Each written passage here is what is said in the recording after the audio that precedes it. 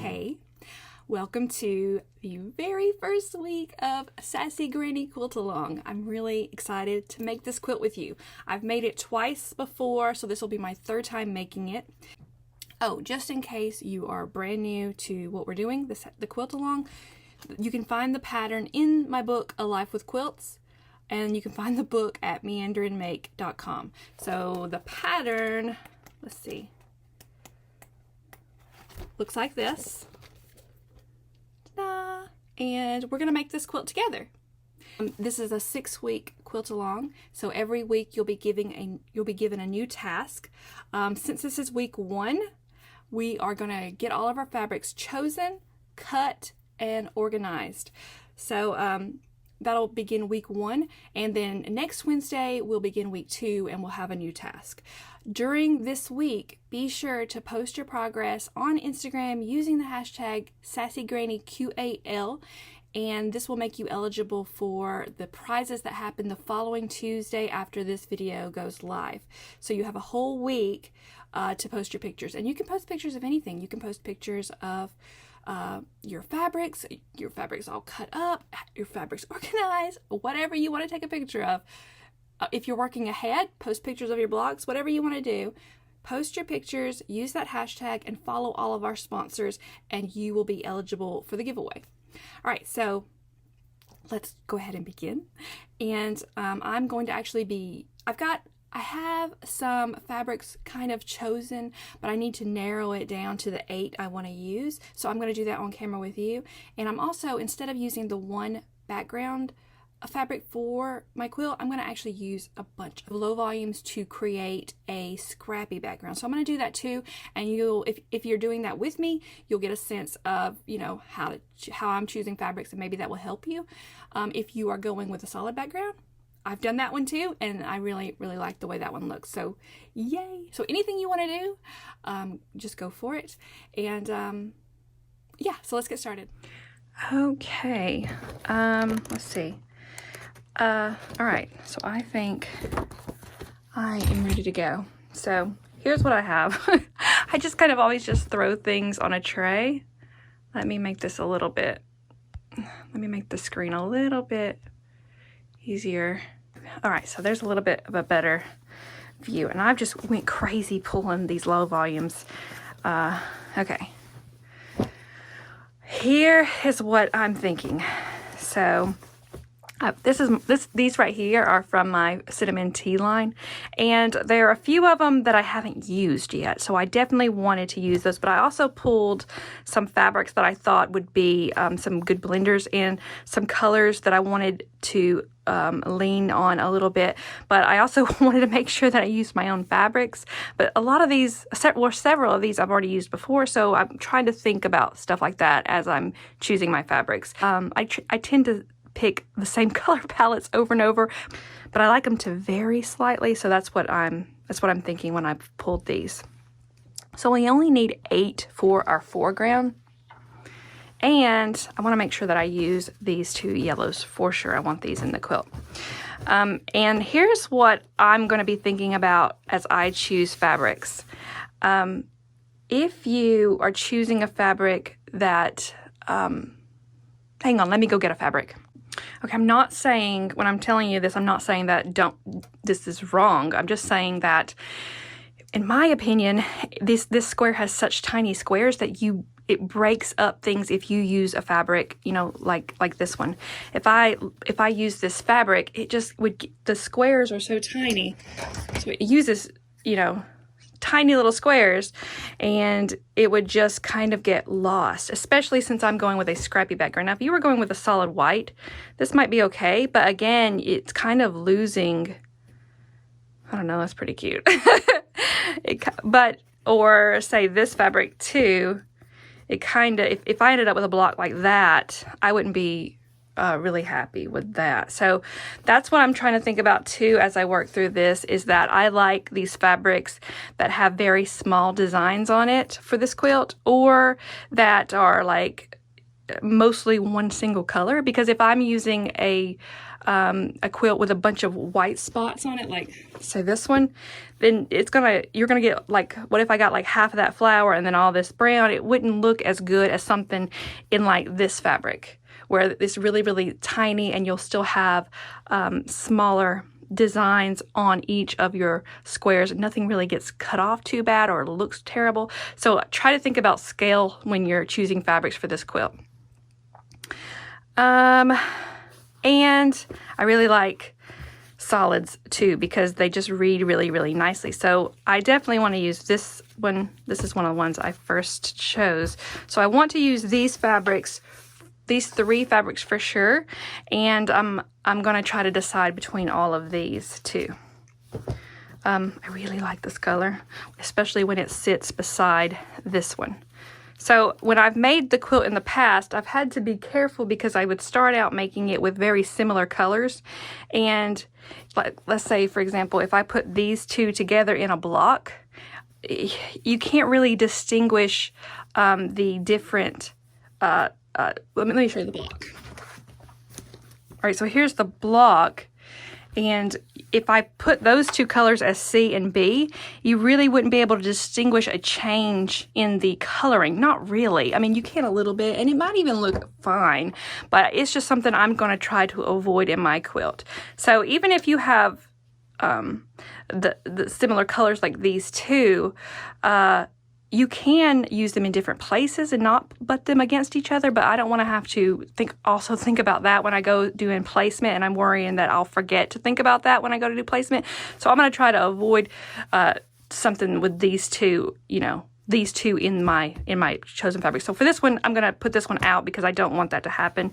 So this is definitely, these are all very different colors, even though they're in the same color palette.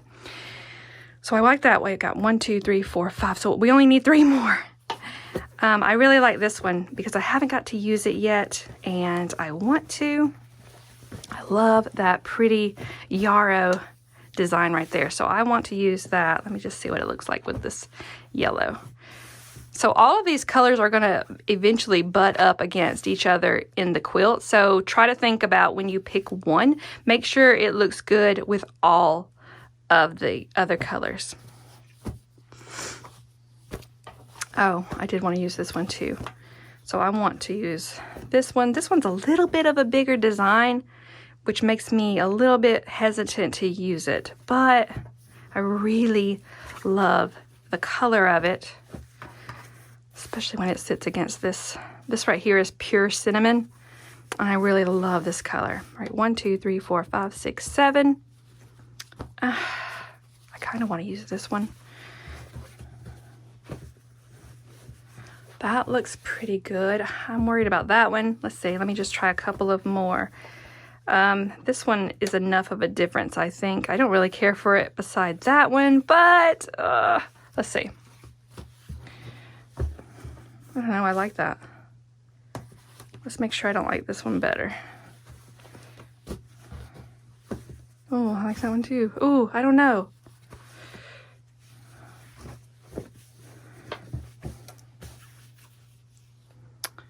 I think I'm gonna leave this one out this time around. I like this one, especially because it brings out that same color, brown and green brown right over here in these teacups. So I like this one, and I think it would be interesting in those tiny squares since it's such a tiny design, but I think I don't know, let's see. I don't know, there's no wrong answer. It's just kind of playing with them until you are pleased. I want to go with this one, I think. Okay, 1, 2, 3, 4, 5, 6, 7, 8. All right, so I'm gonna go with these 8 for my quilt. Yeah, I'm pretty happy about this. You can take as long as you want to play with your fabrics and your colors. I think this is one of my favorite parts, is picking out the fabrics. So I am ready for this. So let me put these to the side since I'm not going to use them. And think about the background. All right, so there's not instructions for what to cut when you are using a scrappy background. I know that my Little Miss Sawtooth quilt, which is my most popular quilt pattern, it does have scrappy background instructions in it, but most quilt patterns don't have it, and this one doesn't have it. But instead of thinking about, so it does tell you to get 3 3/4 yards for your background. So if you're using a scrappy background, you might need a little bit more than that, but I try not to think about the amount of fabric I need when I'm choosing fabrics and I'm going to replace a solid background with a scrappy one. I try to think about it as in what to cut. So look at that first, if you're looking at the cutting instructions, look at that first line where it tells how many width of fabric strips that you need to cut. And I would try to get an even number where it equals how many you need to cut. So if it tells you that you need to cut 10, I would get 5 to 10 fabrics. If it tells you that you need 20, I would get 10 to 20 fabrics. So that's the way I try to think about it when I'm doing scrappy background. So I'm thinking to just cut all my strips. So I'll cut a different strip, 1 or 2 strips from every one of these fabrics, and that will give me exactly what I need. And if there's more of some of these fabrics than the other ones, that's okay too. I just try to think about it as in width of fabric strips. So I'll cut all of those strips from these fabrics. I'm not sure if I'll use all of them. I might not use that one since it's so big. Let me put that one away. The rest of these are really small, and I wanted to use them. And I'm also looking at, I don't know about that one. I haven't got to use this one yet, so I kind of want to. I'm also looking at the amount of color. So this is the only one that stands out from the rest, but sometimes when you put a standout in your scrappy background, it's really, really cute. So that's what's making me want to keep this. So I'll probably cut 2-ish strips from all of these fabrics instead of cutting it from one single fabric. Uh-oh. So that's probably what I will do. And that means that this would be used very sparingly in the quilt, which would be okay. Yeah, I think that's what I want to do. I think that's what I'm gonna do. Just use every single one of these. Okay, so let me put these to the side for just a minute. And we're gonna go ahead and prep our fabric. And I'm just gonna get all these fabrics prepped really fast, get them pressed, get them starched. Put some starch on it like that. A little bit more. And start pressing. And I'm going to do that for all of my 8 fat quarters for this pattern. So yay. So let me do this really fast so you don't have to watch all of it.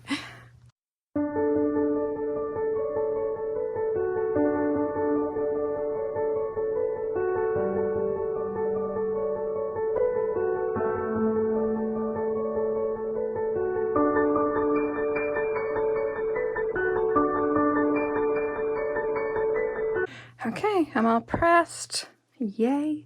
And that starch, if you've never used it before, starch is just your very best friend. It makes everything way more better. For me, for sure. It makes me more accurate. It helps me achieve more accurate results.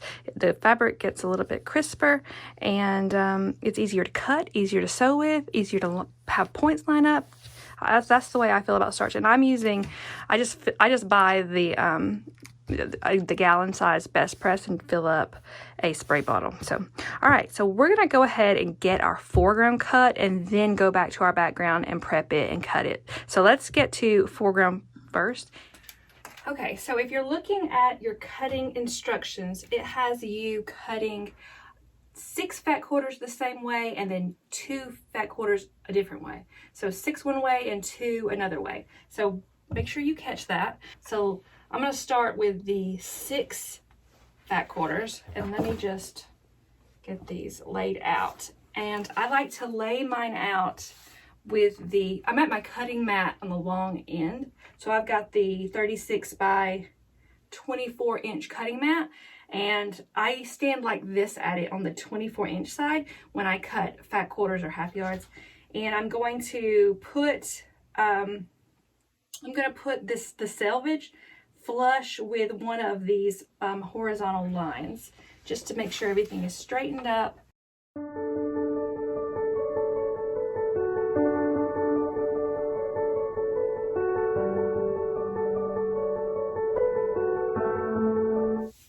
right, take your big ruler and line it up with one of these lines so we can work out ourselves a straight edge. And I like to match the markings of my ruler with the markings on the mat to get accurate cuts. Put some weight down on it and cut. All right, so these are tossed, and then we're going to start our strips. So we're doing the 6 fat quarters first. So let's cut the strips we need for those 6 fat quarters.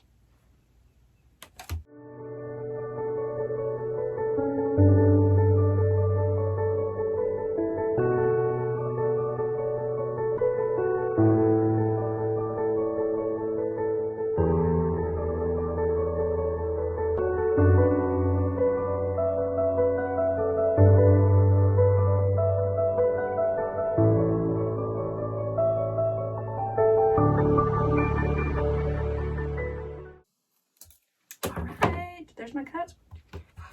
And the rest of this business is scraps, so we will tuck that away for some other project.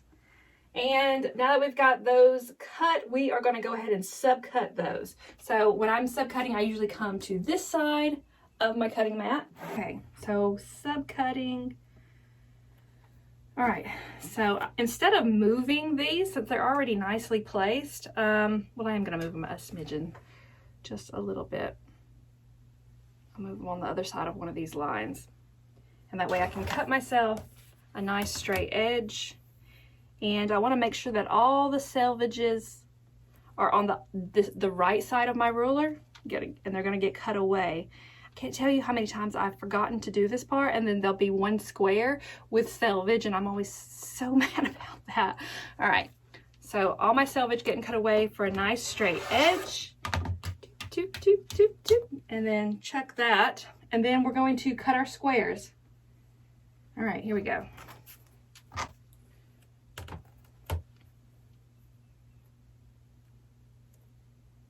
And again, you're just making sure that the markings on your ruler line up with the markings on your mat. So you're looking at both, and then cut the squares.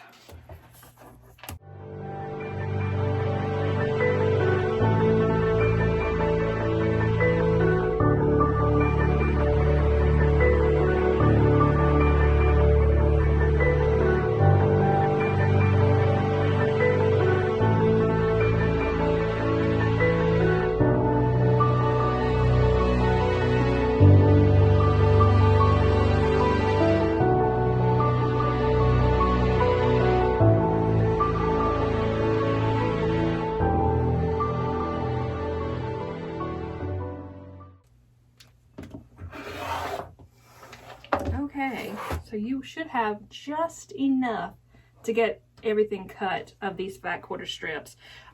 This is what's left over, so it's just enough. All right, and then before I move on to those last 2 fat quarters, I'm just going to really quick get all of a similar color fabric squares together, just because it'll make it easier for when we start pulling fabric for blocks. So let me do this real quick. Okay, let me put all these are cut. You should have 6 little stacks of squares. I'm just going to put these in my tray right here. All right, and now I can move on to cutting those last 2 fat quarters. So we're going to do the same thing. We're just going to cut our strips and then subcut them. All right, so let me get my straight edge. Line up the markings on my ruler and my mat. And we're cutting. So on these 2 fat quarters, you're cutting them a little bit different. You're cutting a little bit more. So let me do that. All right, so same thing as before. It's just less fat quarters this time. So let me get these shifted just slightly onto the other side of one of my vertical lines so that I can cut that selvage off. And I want to make sure that all the selvages are on the opposite side of it. Okay. So get my ruler lined up with the mat.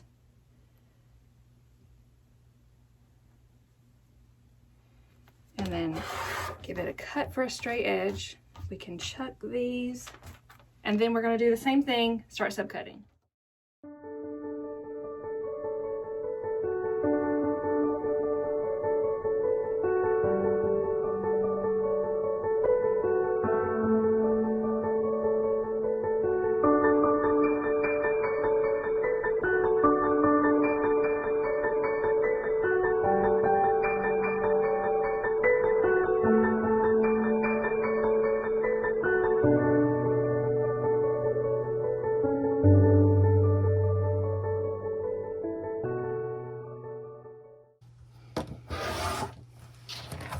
Okay, so that is these two. And same thing, we're just going to put all the squares of the same color fabric, same fabric together. So just like that, put these together. Will help us when we start organizing these blocks. The right pieces to the right block, so it'll just be easier to grab and go if they are organized this way. All right, and this will do it for our foreground cutting. And you should have actually quite a bit, not quite a bit, but a little bit more than you actually need. And I'll talk to you more about that in a minute. Okay, so I'm gonna put these on the tray as well. All right, so there's our little stacks. Oh, that one's not nice and neat. All right, so there's our little stacks. And now we're gonna get our background prepped and get it going. Okay, so I'm gonna get these prepped, starched, pressed. And while I do that, I thought I'd talk to you a little bit about choosing your low volumes. And I talk about this in the book. When I pull low volumes, if you make them all of them too busy, like as in, I wouldn't pull like a whole bunch of fabrics that look like that into one single quilt, because it just becomes too much. Or it doesn't always become too much, but most of the time it becomes too much. So I will be thinking about different scales of prints. This one is a little bit louder than this one here, see? So I want to make sure that I have plenty of these kind in my quilt to make up for this, even though this will be a cute pop and I know I'm gonna love it. But if I had all of them that look like this, then it might start looking a little too much. So I'm thinking about scale, I'm thinking about busyness. Those are the kind of things that you think about when you choose. Also, shades of white. So all shades of white vary. I mean, look at this shade of white. This is a very warm white compared to this very, very white. If you're gonna have a very white in your quilt, make sure you have more than one. If you're gonna have a warm white in your quilt, make sure you have more than one of those, because if you just put the one in there, everywhere you put that very cold white is going to pop out and stare at you when on that finished quilt. I do the same thing with colors. If I'm using something that is mostly pinks and yellows, and then I pop a navy blue in there, I better pop that navy blue in two different shades, or it's going to, that one little navy blue print is going to stare at me, you know, too much. Every fabric needs a friend, is the way I like to think about it. So there needs to be more than one of every kind. This is a very tan-like white. So I want to make sure that I put more than one of those in the quilt. As long as you do a good job of thinking about these things, bigger prints versus very small prints, the different shades, having more than one of the different shades of white, things like that, your background will be cute. If you find or feel like you have a little bit too much busy, like this is a pretty This is a pretty busy print, mostly because the butterflies are a little bit larger. I mean, they're almost 2 inches. Mostly because of that. I wouldn't want to have a whole bunch of prints that are like this. I want to have these more calming prints in there to calm everything down. I wouldn't say that it can't look cute if you did super busy. I mean, I've done super busy and I really liked it. But I've kind of gotten away from that for the most part and started calming my low volumes down. And sometimes I'll even put a solid in there, a solid shade of white to calm things down a little bit further. But mostly I try to stick with prints like this and then have a few busier ones in there. So in the book I talk about whisper low volumes, which would be something like this. I talk about middle low volumes, which I'd probably say would be like the butterfly, and then you have your busy ones, which would definitely be that yellow. Just because there's a lot of print, there's a little bit of a bigger one. This one, because of the coloring, kind of calms it down. I'm a big fan of low volumes.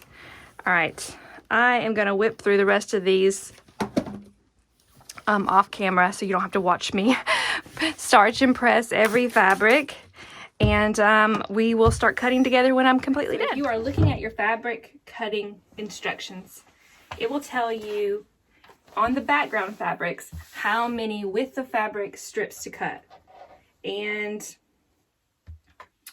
we'll cut our width of fabric strips first, and then all these strips get cut different subcutting ways. So we're going to cut the strips first, and then we will subcut. All right, so I am just going to whip right through all this cutting, and then I will see you when I'm done.